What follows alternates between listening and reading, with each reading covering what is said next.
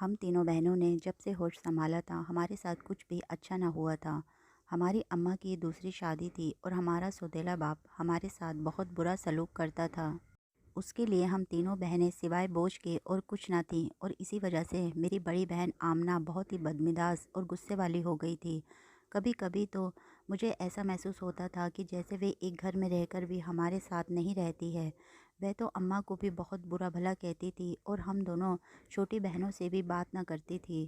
اب سوتیلے ابا کو دیکھ کر تو ان کے تیور ہی بدل جاتے تھے۔ ڈر کے مارے انہیں سوتیلے ابا کے سامنے اماں جانے ہی نہیں دیتی تھی کہ کہیں وہ کچھ الٹا سیدھا نہ بول دیں۔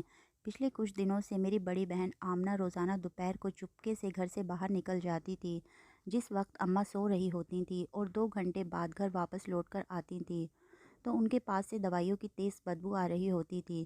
میں حیران تھی کہ میری بہن روز دوپہر کو کہاں جاتی ہے، جبکہ ہمارا تو کوئی رشتہ دار بھی نہیں تھا، اور دوائیوں کی بدبو ان کے پاس سے کیوں آتی ہے؟ یہ عجیب سی بات تھی جو مجھے سمجھ میں نہیں آ رہی تھی۔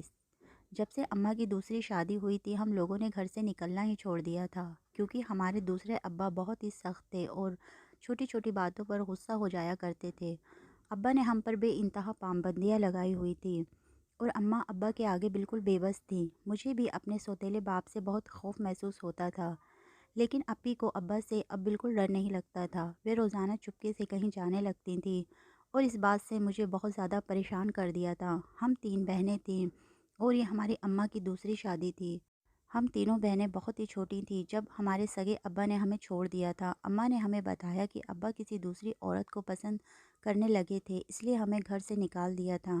اماں نے مجبوری میں آ کر ایک دوسرے آدمی سے شادی کر لی تھی اور ہمارا سوتیلا باپ بہت ہی سخت مزاج ثابت ہوا۔ اکثر اماں اپنی قسمت پر رونے لگتی تھیں۔ ہمارا سوتیلا باپ ہم تینوں بہنوں پر ایک پیسہ بھی خرچ نہیں کرتا تھا، اس لیے اس نے ہم تینوں بہنوں کی تعلیم کا سلسلہ بھی ختم کروا دیا تھا۔ ہم تینوں نے آمنہ آپی ہی کچھ پڑھی لکھی تھی، کیونکہ انہیں ہمارے سگے باپ نے اسکول میں داخل کروا دیا تھا اور 4 5 جماعتیں پڑھ گئی تھیں۔ ہم لوگ سارا دن گھر کے کام کاج میں لگے رہتے تھے اور سوتیلے ابا کے کام سے لوٹ کر آنے کے بعد اپنے اپنے کمروں میں دبک جاتے تھے، کیونکہ ابا کے مزاج کا پتہ نہیں چلتا تھا کہ کب کس بات پر چیخنے چلانے لگے۔ زندگی بہت ہی مشکل ہو گئی تھی۔ ہم بہنیں چھوٹی چھوٹی چیزوں اور خواہشوں کے لیے ترس جایا کرتی تھیں اور ہماری اماں چاہ کر بھی ہمارے لیے کچھ نہیں کر پاتی تھی۔ میں نے اکثر اپنی ماں کو باورچی خانے میں بیٹھ کر چپکے چپکے روتے ہوئے دیکھا تھا، اور میں جان گئی تھی کہ وہ اپنی قسمت پر آنسو بہا رہی ہیں۔ ہمارا سگا باپ ہمارے ساتھ اس طرح کا سلوک نہ کرتا تو شاید آج بھی ہم ایک بہتر زندگی گزار رہے ہوتے۔ مجھے اپنے سگے باپ سے شدید نفرت تھی، کیونکہ ان کی وجہ سے ہی ہمیں سوتیلے باپ کا سایہ برداشت کرنا پڑ رہا تھا۔ جب بڑی بہن چپکے چپکے دوپہر کو گھر سے باہر نکلنے لگی تو مجھے بہت ہی خوف محسوس ہوا، کیونکہ اگر یہ بات ہمارے سوتیلے باپ کو پتہ چل جاتی تو وہ ہم تینوں کے ساتھ اماں کو بھی مارتا۔ جب سے ہم بہنوں نے ہوش سنبھالا تھا اپنی اماں کو سوتیلے باپ کے ہاتھوں پٹائی کھاتے ہوئے دیکھا تھا، اور ہر بات پر وہ اماں کو گالیاں دینے لگتا تھا۔ دوپہر کے وقت اماں اور میری چھوٹی بہن دونوں ہی بہت گہری نیند میں سو جاتی تھیں، اور اسی بات کا فائدہ اٹھا کر میری بڑی بہن گھر سے باہر نکل جاتی تھی۔ میں نے سوچا کہ میں اپنی بہن کا پیچھا کر کے دیکھوں تو صحیح کہ آخر وہ جاتی کہاں ہے۔ میں ڈائریکٹ اپنی بہن سے یہ سوال نہیں کر سکتی تھی، کیونکہ حالات نے اسے بہت ہی مفٹ اور چڑچڑا بنا دیا تھا۔ وہ چھوٹی چھوٹی باتوں پر ہم سے جھگڑنے لگ جاتی تھی۔ اماں سے تو وہ باتیں بھی کرنا پسند نہیں کرتی تھی، اس لیے ایک دن میں نے چپکے سے اس کا پیچھا کیا تو یہ دیکھ کر میری جان نکل گئی کہ وہ ایک میڈیکل سٹور کے اندر داخل ہو گئی تھی۔ دوپہر کا وقت تھا، اس لیے اس جگہ بہت ہی زیادہ سناٹا تھا۔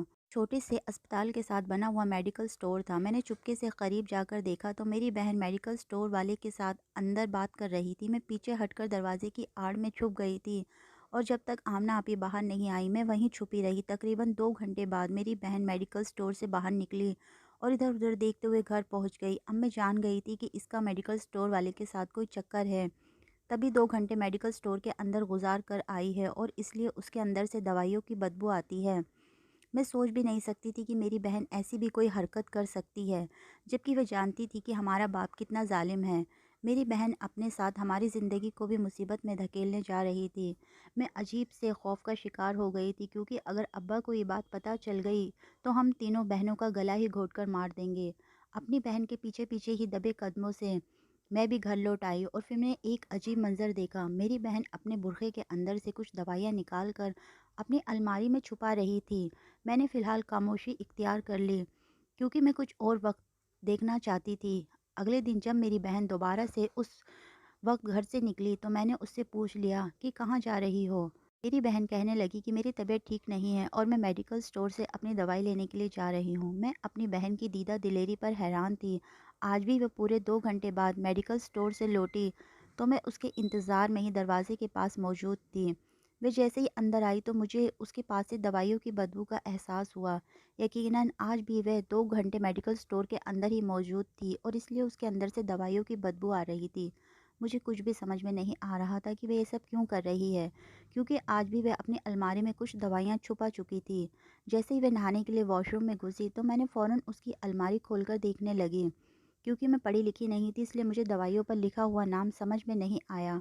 अम्मा उसके इस तरह से घर से निकलने के बारे में बिल्कुल बेखबर थी और मैं भी अम्मा को कुछ नहीं बताना चाहती थी, क्योंकि अब्बा की वजह से अम्मा पहले ही बहुत ज़्यादा परेशान रहती थी और अब अपनी बड़ी बहन के चक्कर के बारे में बताकर उन्हें और ज़्यादा परेशान नहीं करना चाहती थी।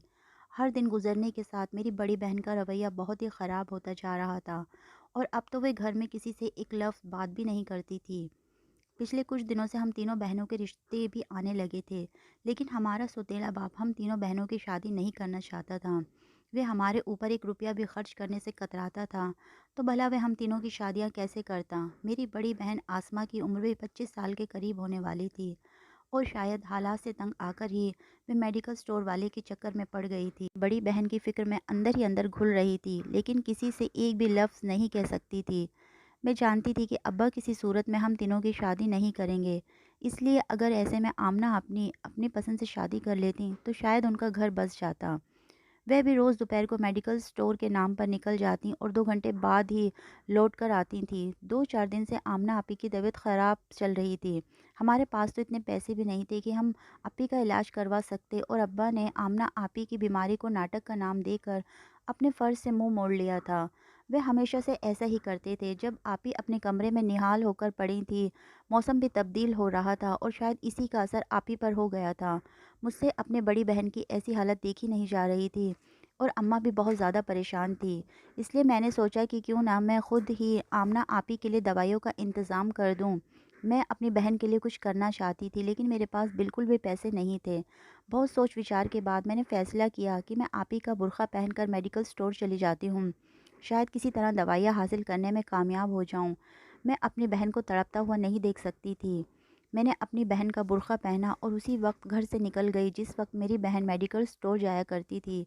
मेडिकल स्टोर जाते वक्त मेरी जान निकल रही थी, जबकि मेडिकल स्टोर वाले ने मुझे देखकर स्टोर का दरवाज़ा खोलकर अंदर आने दिया और स्टोर के पीछे बने कमरे का दरवाज़ा भी खोल दिया।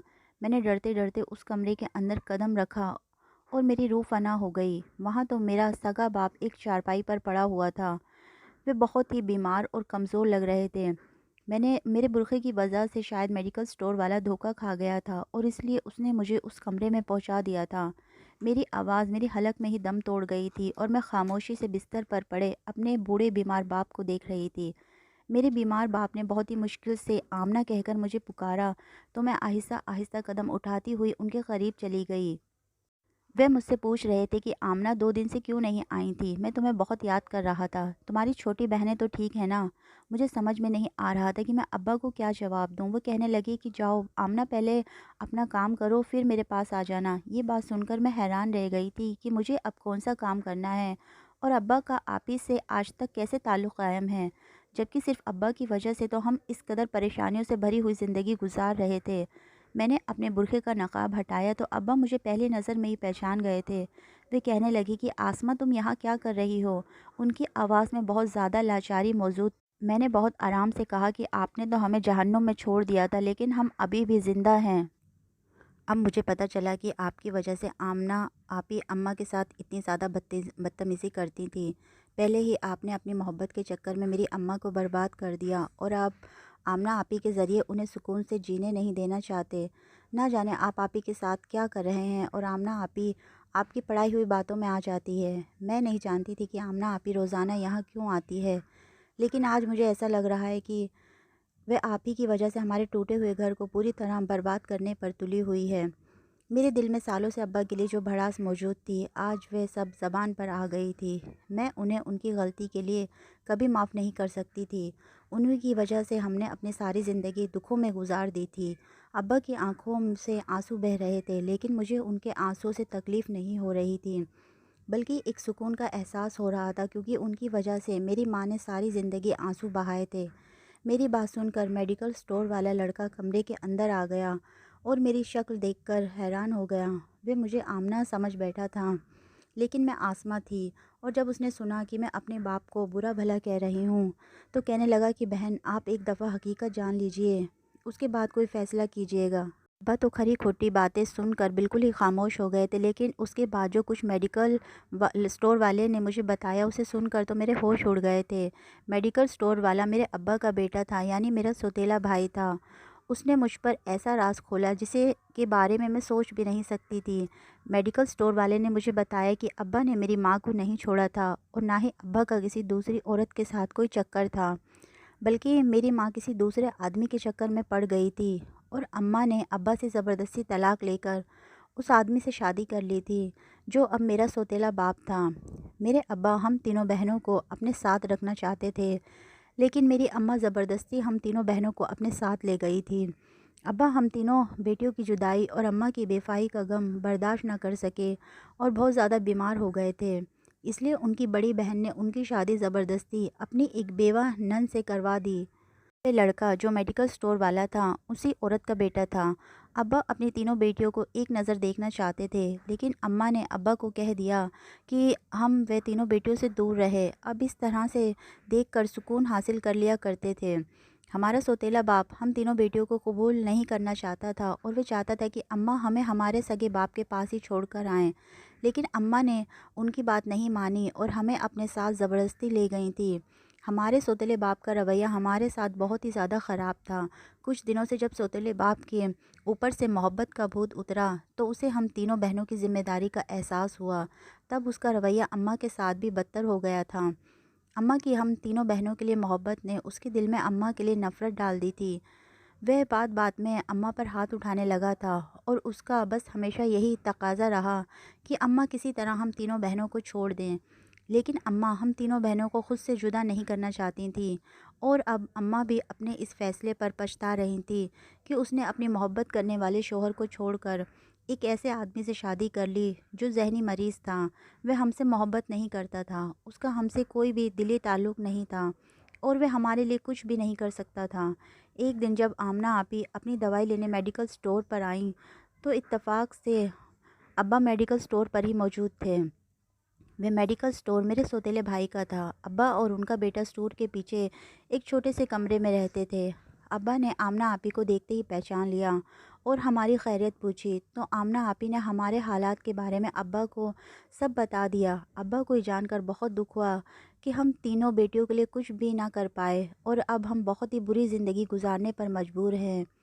جس وقت اماں نے ابا کو چھوڑ کر دوسری شادی کی تھی، اس وقت آمنہ آپی سمجھدار ہو چکی تھیں، اور کہیں نہ کہیں وہ جانتی تھیں کہ اماں نے اپنی مرضی سے ابا کو چھوڑا ہے، اس لیے جب ابا نے انہیں محبت سے گلے لگایا تو آمنہ آپی بھی ان سے لپٹ گئیں۔ ابا کو یہ جان کر بہت دکھ پہنچا تھا کہ ہم تینوں بہنیں پڑھ لکھ نہیں سکی تھیں، اس لیے ابا نے آمنہ آپی سے کہا کہ اب وہ اپنی زندگی کو بیکار ضائع نہ کریں، بلکہ کوئی ہنر سیکھ لیں اور اپنی بہنوں کا سہارا بنیں۔ اسپتال میں ابا کی بہت سے جاننے والے ڈاکٹر تھے۔ ابا نے ان سے کہہ کر آمنہ آپی کو نرسنگ کا کورس کروانا شروع کر دیا تھا۔ وہ روز دوپہر میں میڈیکل سٹور کے راستے سے ابا سے ملنے ان کے کمرے میں جاتی، اور پھر ابا سے مل کر اسپتال کے اندر چلی جاتی تھیں، اور 2 گھنٹے تک کام سیکھنے کے بعد پھر واپس ابا کو دیکھتے ہوئے گھر چلی جاتی تھیں۔ نرسنگ کی ٹریننگ لینے کی وجہ سے یہ آمنہ آپی کے اندر سے دوائیوں کی بدبو آیا کرتی تھی۔ آمنہ آپا زیادہ پڑھی لکھی نہیں تھی، اس لیے انہیں دوائیوں کے نام یاد کرنے میں کافی مشکل پیش آتی تھی، اس لیے وہ روز کچھ دوائیاں اپنے ساتھ گھر لے جاتی تھیں اور رات کو بیٹھ کر ان کے نام یاد کرتی تھیں۔ آپی چاہتی تھیں کہ نرسنگ کے کورس کو مکمل کرنے کے بعد وہ اسپتال میں ہی نوکری کر لیں اور ہم بہنوں کا خرچہ خود اٹھا کر ہماری شادی کر دیں۔ آمنہ آپی یہ بہت اچھے طریقے سے جانتی تھیں کہ اماں نے اپنی مرضی سے ہمارے لیے جہنم کا انتخاب کیا ہے، اس لیے وہ اماں سے نفرت کرنے لگی تھیں۔ اماں نے بھی اپنی محبت کو پانے کے لیے ہم تینوں بہنوں کی زندگی کو داو پر لگا دیا تھا، اور خود بھی خوش نہیں تھی۔ میں اب تک یہ سمجھ نہیں رہی تھی کہ میڈیکل سٹور والے کے ساتھ آمنہ آپی کا چکر ہے۔ یہ جان کر تو میری حیرت کی انتہا نہ رہی کہ وہ تو ہمارا بھائی ہے۔ ساری حقیقت جاننے کے بعد میں اپنے سگے باپ کے گلے لگ کر رو پڑی تھی۔ آج تک میں ان سے نفرت کرتی آئی تھی، لیکن آج مجھے سچ کا آئینہ نظر آ گیا اور میں بہت چھوٹی پڑ گئی تھی۔ اب مجھے سمجھ میں آ رہا تھا کہ اماں باورچی خانے میں چھپ کر اپنی قسمت پر نہیں بلکہ اپنے غلط فیصلے پر روتی تھیں۔ ابا نے مجھے بہت پیار کیا تھا اور کہا تھا کہ وہ ہم لوگوں کے لیے ساری زندگی تڑپتے آئے ہیں، اور اب اپنے آخری وقت میں ہم سے مل کر انہیں بہت ہی خوشی محسوس ہو رہی ہے۔ وہ اس طرح سے ہماری مدد کرنا چاہتے تھے، لیکن ہمارے سوتیلے باپ کی وجہ سے وہ ہمارے قریب نہ آ سکے۔ میرے ابا یہ نہیں چاہتے تھے کہ ہمارا سوتیلا باپ ان کی وجہ سے ہم پر اور زیادہ ظلم کرے۔ آج آمنہ آپی کے اوپر سے میرا شک ختم ہو گیا تھا اور میں اپنے ابا سے مل کر بہت خوش تھی۔ میرے سوتیلے بھائی نے کہا کہ وہ ہم تینوں کو اپنی سگی بہنوں کی طرح ہی خیال رکھیں گے۔ میں نے گھر پر جا کر آمنہ آپی کو گلے لگا لیا اور اماں سے بھی ساری بات بتا دی۔ اماں اپنی غلطی پر بہت زیادہ شرمندہ تھیں۔ اماں نے کہا کہ تمہارے ابا کی ان سب میں کوئی غلطی نہیں ہے، تم اپنے ابا سے مل سکتی ہو۔ اگلے دن ہم تینوں بہنیں ابا سے ملنے گئیں۔ ابا نے میری چھوٹی بہن کو بھی بہت پیار کیا۔ میرے بھائی نے ہم دونوں بہنوں کو پڑھانے کے لیے ایک ٹیچر کا انتظام کر دیا تھا۔ جلد ہی آمنہ آپی نرس بن گئیں اور ابا نے ایک اچھا سا لڑکا دیکھ کر ان کی شادی کر دی تھی، اور ہم دونوں بہنیں بھی اب اسکول جانے لگی تھیں۔ اپنے ابا کا ساتھ پا کر ہم تینوں بہنوں کی زندگی بدل گئی تھی۔ اگر آپ کو میری کہانی اچھی لگی ہو تو لائک کیجئے، شیئر کیجئے اور میرے چینل کو سبسکرائب کیجئے۔ کہانی سننے کے لیے شکریہ۔